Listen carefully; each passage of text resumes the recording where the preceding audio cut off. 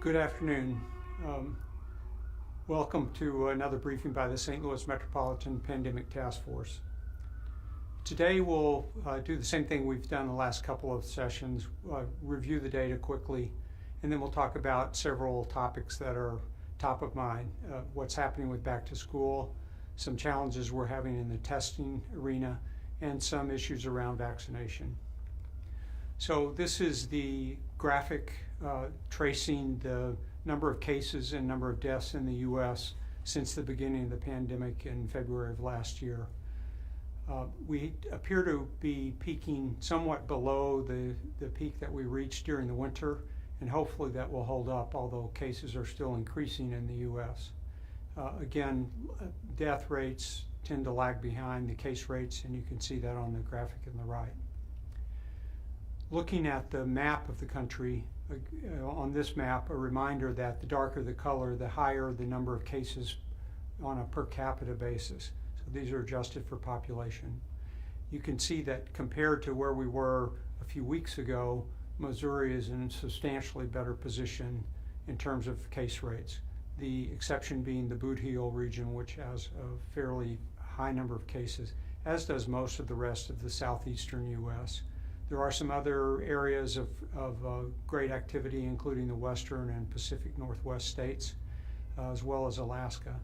But by and large, the southeastern U.S. is where the dominant activity is at present. This is the epidemic curve for the St. Louis region. The green bars show the number of cases reported on a given day. It has that spiky appearance because not every municipality, not every area reports cases every day. Typically there are some dropout over the weekend and then catch up early in the week. That's why we use the 7-day rolling average as a better way of looking at the overall curve. And as is displayed at the right end of this graphic, you can see that the case rates have been relatively steady over the last few weeks. This is the comparison we have been looking at most recently that looks at what happened in southwest Missouri, that's the dark blue line, compared to what's happening here in St. Louis, the orange line. And again, we started our increase about 6 weeks later than southwest Missouri, but we peaked several weeks earlier. We remain on something of a flat trajectory at this point. You can also see from this graphic that southwest Missouri has come down. They have tended to level off a bit, just below where we are. But I think overall, this speaks to the overall improvement in cases in Missouri.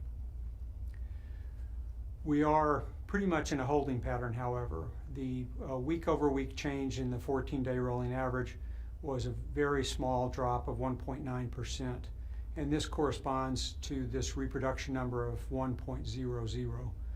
A reminder is that when this number goes greater than 1, it means the number of cases is expanding in the region. When it's less than 1, it means that the number of cases is decreasing in the region. So this tells the story that we're seeing, which is we are very much on a plateau right now and just marking time. In terms of hospital data, our hospitalization rates are down a little bit. The 7-day moving average at 74 is slightly lower than what we were seeing a week or two ago. And the hospital census is also down a little bit from the mid 500 range to a 7-day moving average of 524, and only 503 cases in hospital this morning. That's still a lot. It's still taxing the healthcare system, but it is at least stable and not going up. Here are the numbers for today, including over 120 patients in ICU, 82 of whom are on ventilators. So this is still a devastating disease that's going to cause a lot more deaths before we're out of the current surge. And speaking of death rates, this is the 7-day rolling average with 8 as the most recent number. We've been in the 8 to 10 range since the middle of August, and the deaths will continue for certainly for at least the next few weeks as we continue in this surge. A commonly asked question is, what about vaccination? How many cases are among vaccinated patients in the hospital? and this has been a pretty consistent number. About 85% of all our hospitalized patients, including our ICU cases, are unvaccinated individuals. Among that, 15 to 16% who have been vaccinated, most have underlying diseases or other conditions that compromise their immune system.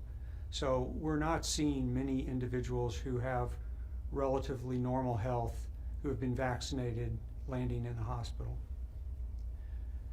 The pediatric situation is similar to previous weeks. About 24 kids in hospital, half of whom are of an age that couldn't be vaccinated, and we have several in ICUs, and these are quite sick.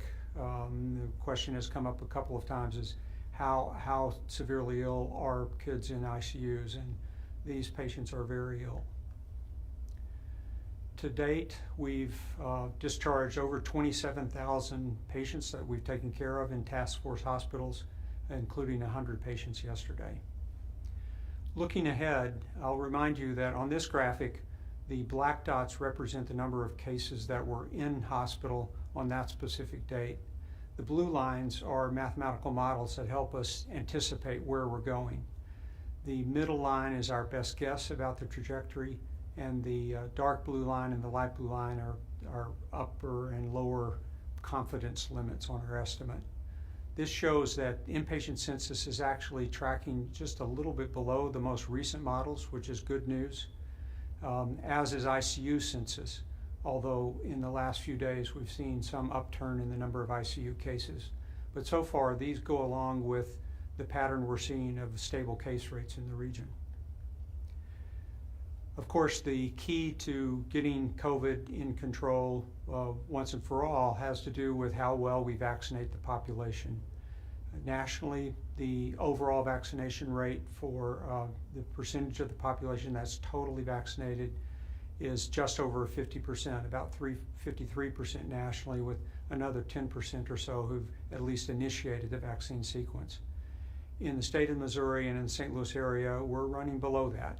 We have overall vaccination rates, completed vaccination rates of around 45%, and we're a bit above 50%, both in the state and in the region, in terms of individuals who've initiated their vaccine sequence. This is a look at the St. Louis metropolitan area. The top half of the graphic shows the counties on the Missouri side of the river, and the bottom half shows counties on the east side of the river. According to this data source, which may not be complete, maybe a little bit lower than actual rates, there are 3 counties that are at or near 50% vaccination rates: St. Charles County and St. Louis County on the Missouri side, and Monroe County on the Illinois side, and then rates range down from there. So we still have quite a bit of room to go in terms of getting to the vaccination levels and immunity levels we need to stop circulation of the disease in the community. So that brings us to the questions for today. So the first question is, what are we seeing and learning from the first few weeks of back to school? Well, there have actually been quite a number of cases, in the hundreds of students across the metropolitan area who've been tested positive after starting school. Yesterday, St. Louis County published a brief that said that in the last complete week of August, they had about 373 individual students test positive and another 56 staff members who tested positive. And this resulted in over 1,300 people needing to be quarantined because of exposure. It's affecting many schools, and I think the trend has been on an upward trajectory. Of course, the real danger here is not just that kids will be infected, but that there will be transmission events within school, which has clearly happened, as well as outside of school to family members, siblings, and the like. And we are seeing those sort of transmission events. Whether that will spill over into adults that are at risk for hospitalization is something that we'll see over the next couple of weeks. The second question is, are the problem variants like Delta a result of people being vaccinated? This is misinformation that's been circulating. Vaccination doesn't produce variants. It doesn't cause mutation. What allows mutations to occur is the ongoing circulation of the virus in the population. As it has a chance to replicate and reproduce, the likelihood of mutants increases. So the best thing we can do to decrease mutation rates is to get vaccinated. If the virus is suppressed so that it's not circulating, then the opportunity for mutations to create variants that are more problematic won't arise. The third question is there a concern regarding the mu variant? The mu variant is a new variant that was first reported in South America. It has characteristics that make it somewhat more transmissible than the original virus and perhaps more virulent, that is, causing more severe disease. However, it's so far not been able to flourish the way Delta has. Delta is such a highly contagious vaccine, it has remained dominant. We have had the mu variant in the US. It's accounting for much less than 1% of cases, and currently Delta continues to be 99% of the cases that we're seeing. It's classified as a variant of interest, which is one step short of calling it a variant of concern. But we'll keep an eye on that and we'll report back as time progresses. The next question concerns whether vaccination should be a personal choice. And if you're not vaccinated, how does that really hurt others who are? Well, if you're not vaccinated, obviously you have a greater chance of becoming ill with the virus, of becoming infected. And if you are infected, you have the possibility of passing it on to not just unvaccinated individuals, but vaccinated individuals as well, particularly when those vaccinated individuals have other diseases or illnesses that make their immune system not as strong as a normal person. So by getting vaccination, you not only decrease your chance of becoming sick or having a severe illness, but you also protect other people who may not have as strong an immune system. Next, we have the question about why are we seeing so many vaccinated people getting sick? Are there any consistent underlying conditions that contribute to this risk? Well, this is a good time to remind people that the vaccines were not really designed specifically to prevent infection. Their purpose was to keep people from having serious illness, becoming hospitalized, and dying. And they are doing extremely well at that. It's really to be expected that there would be breakthrough cases, but we can say that even in breakthrough cases, people who have been vaccinated are much less ill on average than people who haven't been vaccinated. And I don't want to skip over the fact that if you've been vaccinated, you are less likely to contract the illness. So it's really, while breakthrough cases are a concern, right now we're seeing what we expect. Less chance of being infected, and if you get infected with a vaccinated person, it's less severe. The next, questions about what conditions contribute to this risk. Conditions that suppress the immune system, cancers that are being treated with chemotherapy, organ transplantation, certain other inflammatory conditions that cause a suppression of the immune system, and some other chronic medical conditions do appear to increase the risk of breakthrough infections. Again, there is a high degree of protection, however, for individuals who've been vaccinated. The next question concerns boosters. What do we know about them, and what about third doses? There is probably an important distinction to be made between third doses, which are currently being administered to the same groups of individuals we talked about who may have a compromised immune system and may not have mounted a good response to the first two doses. Currently, all health care systems that vaccinate patients and other vaccinators are busy vaccinating individuals who step forward with immune compromise conditions or medications that put them at risk. On the other hand, boosters, routine boosters for all the population are certainly a matter of discussion. We don't know what the President will say this afternoon. As part of his plan, he may address this. We do know that boosters do boost the immune system. They increase antibody levels, and in population-based studies, they appear to decrease the risk of infection. What we don't know is what the optimal timing for a booster is. There's been talk about giving it after 8 months, some have said after 6 months, some have said after a year. Those are really issues that are being worked out, looking at a variety of sources of information from countries that have started to use boosters, as well as additional studies that the pharmaceutical companies have done. We should hear more about that shortly. My belief is we'll wind up with boosters being recommended for most everyone, certainly by the end of this year. But again, it's a little bit premature to speculate on that. The next question is, who needs to get tested? Let's see, what's the most trusted test and where should you get tested? So first of all, in terms of who needs to get tested, anyone who has symptoms of a cold or flu, an unexplained fever, something out of the ordinary, or individuals who've been exposed to active COVID cases 3 to 5 days after that exposure. Those are individuals that should be tested. The most reliable test remains the nasopharyngeal swab, that somewhat uncomfortable swab that involves a specimen from in the back of the nose. There are other tests, but generally we like to see those confirmed if they're positive with an NP swab. The question about where to get them is a challenging one. Right now, testing resources are really being stressed, and we see it in virtually every venue where tests are conducted.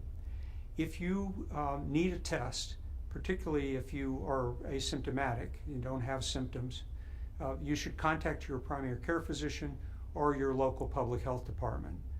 Both can give you recommendations about where to go for testing. The other options include urgent care clinics and pharmacies.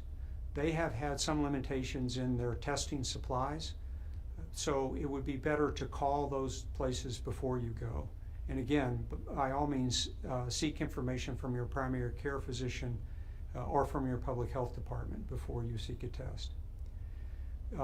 Emergency rooms are very crowded right now, not just with COVID patients, but with a variety of other illnesses, and waiting times are quite long. If you don't have symptoms and you need testing for confirmation that you're not ill, it's not a good idea to go to the emergency room. Emergency rooms should be where you go if you have an illness that's significant and you need to be evaluated. The next question is, what are long-haul issues for kids after COVID, and are they the same as adults? Generally, there have been fewer data published about long-haul symptoms in kids, but they do occur. They tend, for the most part, to be similar to adults: headache, fatigue, maybe some fever, sometimes sore throat. So they're not really distinguishable in that regard. They are really not common. Most kids will recover without long-haul symptoms, but there is no information right now about conditions that might predispose kids or adults to long-haul symptoms. We just don't have clues yet about who's likely to suffer those prolonged symptom issues. So that concludes the question list I have for today. Thank you for tuning in. Again, if you have not gotten vaccinated, please do so. If you have, but you know others who haven't, please continue to suggest to them that this is the right thing to do for themselves, for their families and friends, and for their communities. Thank you again.